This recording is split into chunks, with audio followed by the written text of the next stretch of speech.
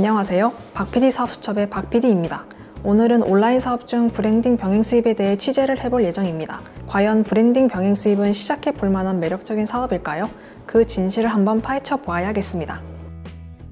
대표님 안녕하세요. 안녕하세요. 투트랙을 파헤쳐보기 위해서 1편을 하고 이제 2편으로 넘어왔는데 네. 하고 계시는 사업이 브랜딩 병행 수입이기도 하고 과연 온라인 사업을 입문하신 초보자분들도 바로 시작할 수 있는 사업인지 그게 좀 궁금해서 그걸 한번 깊숙이 파헤쳐보고자 합니다. 네. 브랜딩 병행 수입이라고 하면은 그게 어떤 개념이고 보니까 그냥 병행 수입으로도 이렇게 말씀을 하시더라고요. 근데 과연 이 차이점도 무엇이 있을지도 궁금해서 한번 여쭤보고 싶습니다. 일단 브랜딩 병행 수입은 브랜딩을 따로 떨어뜨려 놓고 병행 수입을 따로 떨어뜨려 놓은 개념으로 한 번씩 이해를 하셔야 될 것 같아요. 이게 어떻게 보면 합성어거든요. 일단 병행 수입이라는 게 무슨 뜻이냐면은 어떤 브랜드에 대해서 독점적인 권한이 있는 사람이 해당 브랜드를 수입함에도 불구하고 국내의 또 다른 사업자가 그 브랜드를 정품 유통 경로에 한해서 병행해서 수입하는 게 가능하다, 브랜드를. 그리고 이제 브랜딩은 뭐냐면 말 그대로 현지에서 브랜드화해서 한국화해서 내가 로고를 박든 상품을 조금 리브랜딩을 하든 뭐 패키지를 한국어로 만들든 뭐 그런 식으로 하는 걸 이제 브랜딩이라고 한다면 왜 병행 수입이란 말을 붙였냐면은 한국에 있는 사업자가 A라는 공사에서 수입을 해요. 근데 또 다른 사람이 A라는 공사에서 또 수입을 해도 상관없어요. 동일한 상품을. 그래서 저는 병행 수입이라고 이야기를 한 거예요. 똑같은 상품을 리브랜딩 해갖고 A라는 사업자가 수입해도 되고 B라는 사업자가 수입해도 되는 거예요. 이게 어쨌든 브랜딩을 하는 거다 보니까 처음에 시작을 하면은 약간 브랜드를 또 따로 공부를 해야 하나 이런 생각도 들더라고요. 브랜드 공부도 필수로 해야 하는 거예요? 아니요. 브랜드를 공부하는 거는 브랜드 셀링이 뭐 나이키나 아디다스나 뭐 뉴발란스나 호카나 온러닝이나 뭐 이런 것들, 이런 거를 공부하잖아요. 그런 것도 이제 브랜드 셀링이 필요하겠죠. 근데 우리는 브랜드화 하는 거잖아요. 중국의 무명의 브랜드를 브랜드화해서 내 브랜드를 붙여서 들어오는 거기 때문에 브랜드를 공부할 필요는 없고 대신 트렌드를 공부하면 좋겠죠. 하나 또 제가 들은 바로는 브랜딩 병행 수입은 초반에 세팅만 잘하면은 나중에 크게 손을 안 대도 될 만큼 업무가 그렇게 많지가 않다? 그런 얘기를 들었어요. 약간 진짜인지 궁금해서 한번 여쭤보겠습니다. 진짜입니다. 아, 그런가요? 네. 저희가 브랜드를 두 개를 운영하고 있잖아요. 하나는 건강기능식품, 하나는 생활가전 이런 걸 하고 있는데 솔직히 한 달에 인원이 많이 안 들어가요. 그런데 매출액은 한 달에 4억에서 5억 가까이 두 개 합쳐서 그 정도 나와요. 왜 그렇게 손이 많이 안 가냐면 상품 하나를 해놓으면 하나 하는 데가 조금 어렵고 시간이 걸려서 그렇지 이 상품 하나가 1년, 2년, 3년, 4년, 5년 이렇게 팔 수 있어요. 그러면 상품이 자리를 잡았다는 뜻이고 그러면 재고가 떨어질 때쯤 떨어지지 않게 미리 재고만 주문해서 넣어놓기만 하면 일만 하면 되는 거예요. 그리고 이거를 더 잘 판매하기 위해서 뭐 기획전이나 뭐 프로모션이나 이런 것만 준비해서 하면 되는 거예요. 따지고 보면 하루에 2-3시간만 해도 충분할 일들일 것 같아요. 하나만 잘 만들면 그 상품이 한 달에 수천만 원을 벌어다 줄 수 있는 게 브랜딩 병행 수입인 것 같아요. 근데 초보자들도 할 수 있냐? 초보자들도 가능해요. 초보자들도 충분히 가능해요. 완전 처음 시작하시는 분들도 무조건 가능해요. 가능하다. 예. 완전 처음 시작하셔서 하시는 분들을 한두 명 본 게 아니니까요. 상품을 만들어서 판매를 해야 하는데 처음에 이거를 한 개로 해야 할까 아니면 여러 개로 해야 할까 그게 또 약간 고민이 될 것 같긴 하거든요. 상품을 한 개를 완벽하게 다 진행을 하고 그 다음에 또 진행을 하고 또 진행을 하고 해서 상품을 늘려나가는 게 좋은 것 같아요. 한 달에 1000개 나가는 상품 5개 하면 5000개 나가는 거잖아요. 근데 한 달에 막 500개밖에 안 나가. 그러면 10개가 필요할 거 아니에요. 상품이 5000개 나가려면은. 차라리 한 상품이 1000개 나가는 거를 5개 들고 가는 게 좀 더 집중력을 더 쓸 수 있지 않을까요? 그리고 상품 한 개를 하고 나면요. 두 번째 상품 할 땐 조금 더 쉬워요. 왜냐면 내가 A부터 Z까지 다 해봤기 때문에 이번에는 이런 상품을 한번 해봐야지. 이미 상품 하나 하면서 두 번째 상품도 생각을 하게 돼요. 그래서 그 실력이 점점점 늘어나고 그리고 브랜드의 정체성과 브랜드의 아이덴티티에 맞춰서 나갈 수 있는 것 같아요. 그러면은 이 브랜딩 병행 수입에 잘 맞는 제품군 카테고리도 따로 있을까요?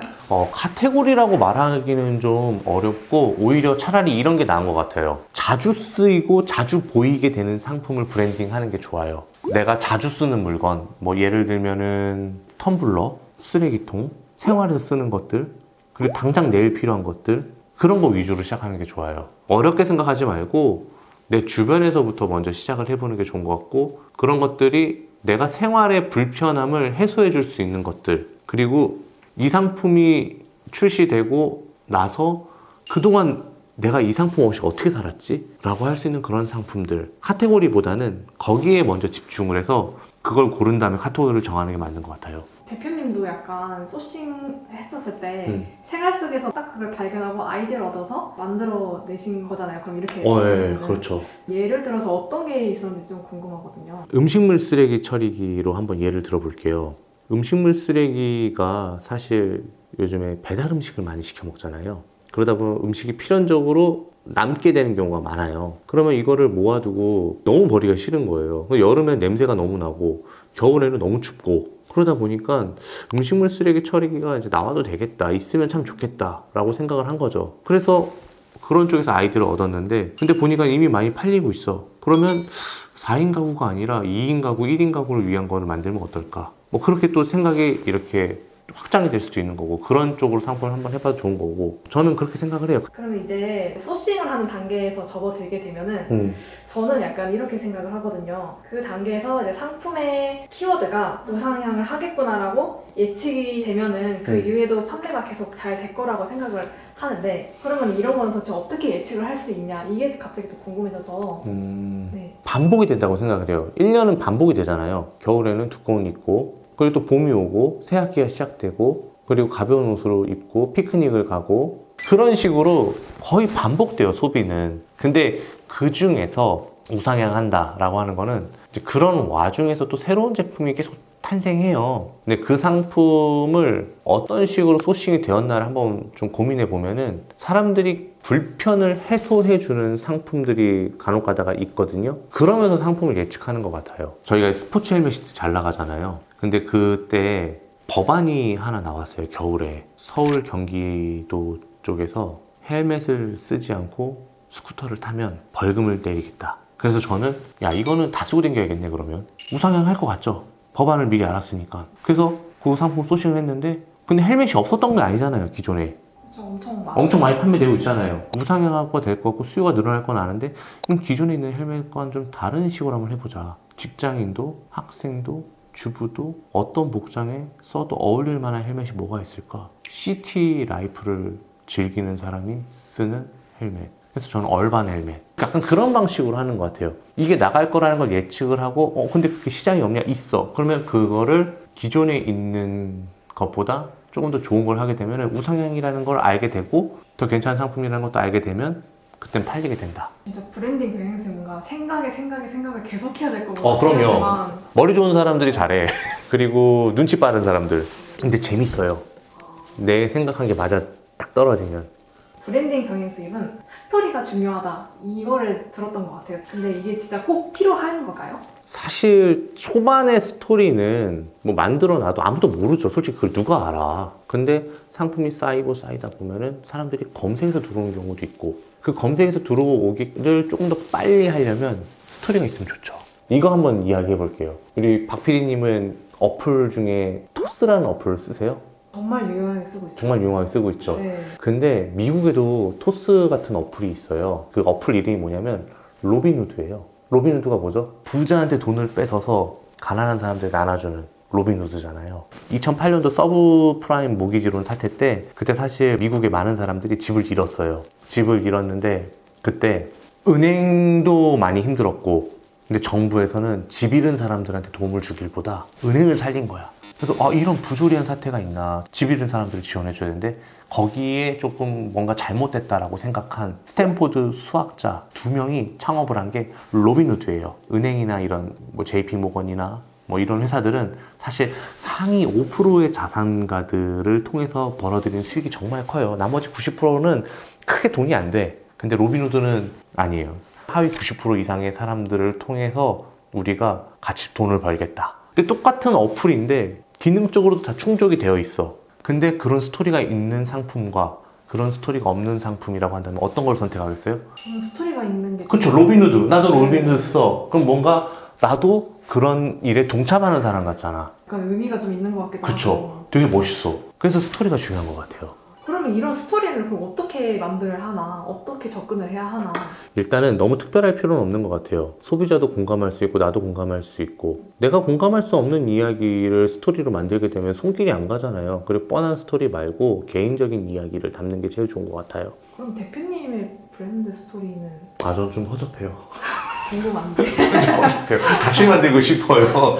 뭐 사실 저는 이제 이 일을 오래 종사했잖아요. 그러다 보니까 누구보다도 질 좋은 상품이 아니면은 오래 살아남지 못한다는 걸 알고 있어요. 누구보다도 상품을 많이 취급했기 때문에 저 이런 노하우를 가지고 상품을 정말 잘 만들었다. 좋은 상품만 갖고 왔다. 라는 그런 브랜드 스토리를 가지고 있어요. 그래서 투트랙 연구소, 그러니까 내가 직접 연구해서 잘 만든 상품이다. 그렇게 해서 브랜드 스토리를 만들었는데 공감이 좀 잘 안 되죠? 로빈후드에 비하면. 의미가 있는 거에 네, 그냥 뭐 솔직하고 싶었어요. 네, 네. 상품에 대한 솔직함과 자신감이 느껴지는 것 같습니다. 또 하나 궁금한 게 생겼는데 상품을 한국으로 이제 들여오면은 재고를 일단 제가 가지고 가는 거잖아요. 예. 그럼 그 처음에 재고를 그쵸 몇 개 정도를 가지고 가야 하나? 이런 재고가 만약에 대량으로 많이 쌓이게 되면은 도대체 이걸 어디다 보관을 해서 해야 하나? 그것도 궁금한데. 사실은 뭐 예산에 맞춰서 가는 게 맞는 것 같아요. 뭐 내가 예산이 적은데 1000개를 할 수도 없는 거고 예산이 뭐 많은데 적게 할 필요도 없는 거고 충분히 그 상품은 우리가 상품 소싱 단계에서 다 잘 팔릴 만한 상품을 가져온 거니까. 그리고 그런 상품들은 4PL이라는 업체에 그러니까 창고를 대행해 주는 거죠. 배송도 대행해 주고 저희 온꿈사닷컴 같은 수입 대행에서 주문을 넣게 되면은 주소를 받아요. 그럼 대부분 그때 4PL 주소를 넣으면은 웨이하이에 저희 창고로 받아서 저희가 검품 검수하고 수출이 되면은 그 물건이 우리 집으로 오는 게 아니라 내가 적어줬던 그 주소를 받은 다음에 그 주소로 보내게 되는 거죠. 그러니까 나한테 창고가 필요가 없죠. 업체랑 계약을 하면 되니까. 요즘엔 정말 셀러하기 너무 편한 세상이에요. 진짜 알아서 다 해주니까. 네. 그러면은 브랜딩 병행 수입 사업을 하는데 말씀하시기로는 기획이라든지 프로모션, 상세 페이지 뭐 이런 거를 되게 중요하게 해야한다라고 말씀을 해주신 것 같아요.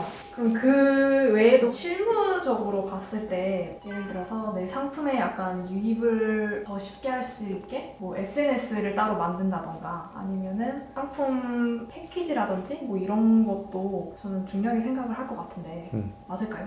그럼요. 엄청 중요하죠. 사실 요즘에 오프라인에서 온라인으로 많이 넘어오는 시점에서 셀러들이 되게 많아졌어요. 그러다 보니까 쿠팡이나 스마트 스토어나 자체적으로 광고하는 거라든가 풀필먼트를 이용해서 서로 경쟁하는 게 쉽지가 않아졌어요.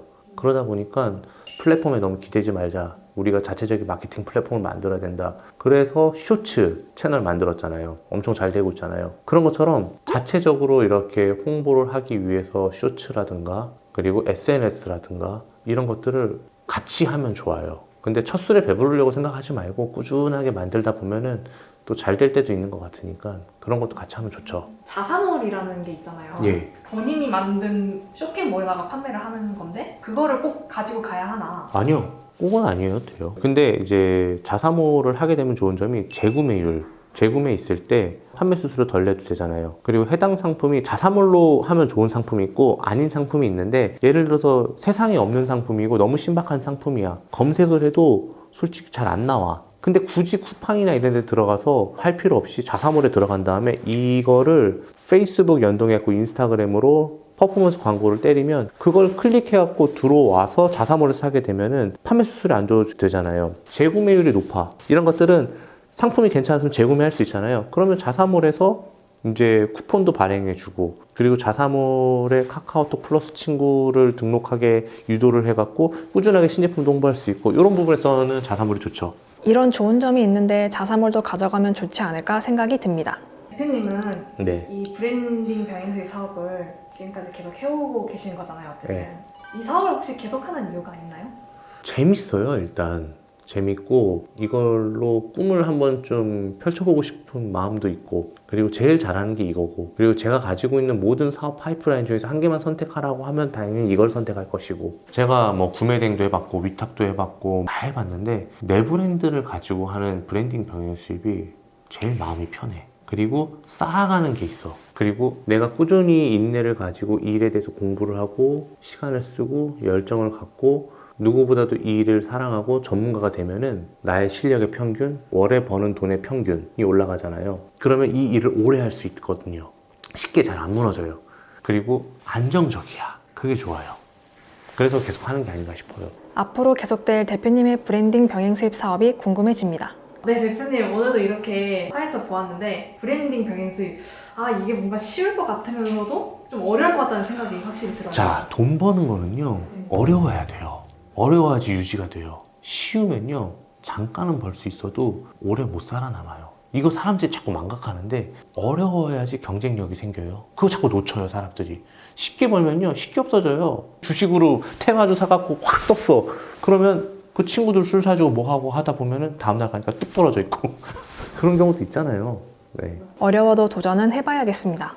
옹꿈사 그리고 투트랙 구독자분들에게 도움이 되길 바라고, 다음에 또 좋은 주제 가지고 오면은 또 허심탄회하게 이야기 한번 해보겠습니다. 모두가 부자 되는 그날까지, 지금까지 투트랙이었습니다. 감사합니다. 브랜딩 병행 수입 시작은 어려울 수 있으나 쌓아가면 훨씬 쉬워지고 그만큼 오랫동안 할 수 있는 가치 있는 사업인 것 같습니다. 여러분들도 용기를 가지고 도전해 보시길 바라며 지금까지 박PD 사업수첩이었습니다.